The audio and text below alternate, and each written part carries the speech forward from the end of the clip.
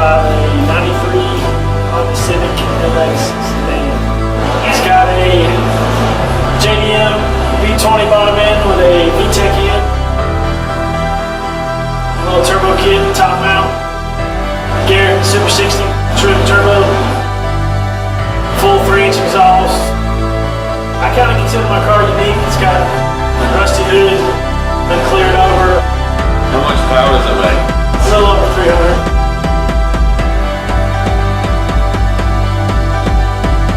Bud Light, sticker bond roof rack, custom safari rack I made myself.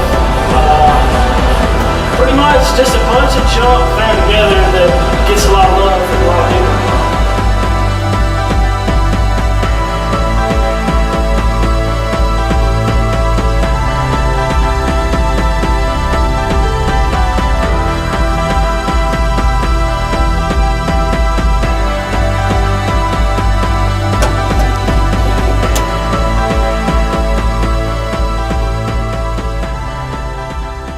Did this catch on fire at any point?